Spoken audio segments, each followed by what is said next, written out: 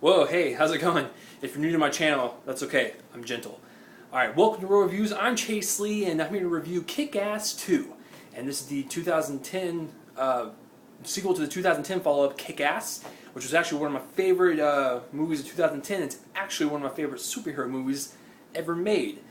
So did the second one get to the charm of the first one? I don't know. Let's find out. Sorry, I did a little weird dance move on you on there. Kick-Ass 2 is directed by Jeff Wadlow, who did Never Back Down. Anyone see that? Nope. Okay, yeah, me neither. He also directed Cry Wolf. No one see that either? That's okay, I have. It's actually pretty good.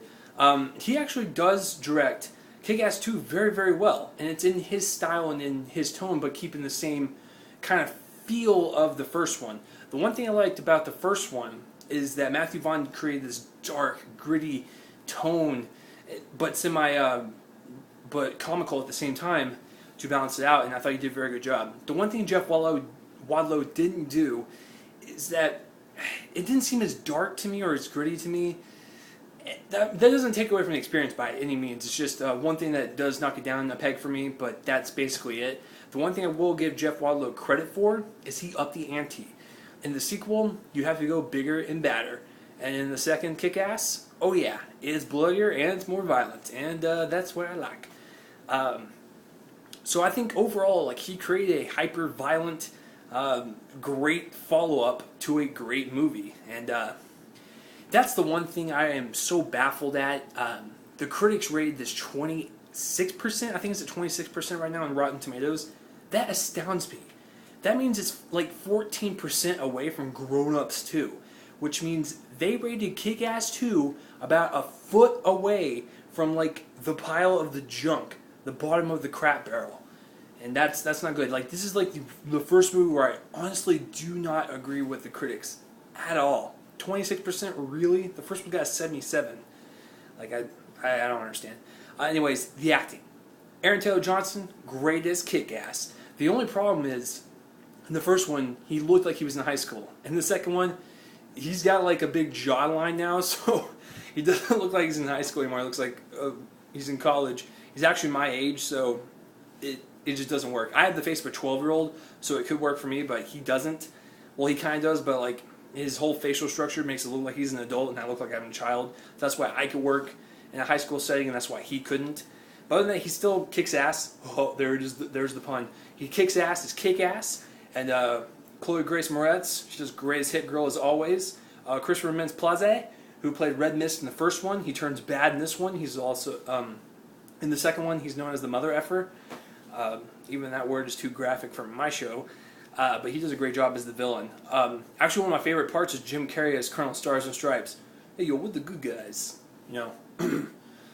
Sorry, that was a terrible impression of him, but he does a great job, and he's only there for like a few seconds. And I'm going to totally disregard what all the promotional hibbu-jibbu that he didn't do for this movie. I'm fine with it. I was a little peeved at first because he didn't promote the movie because of the violence in it. But because, you know, it's like you took the paycheck and everything. But let's not get into that. As his character and as a role, he does it great. And I give him major props on that. Like, you should have promoted it. Like, he did great in it. So all the actors do great.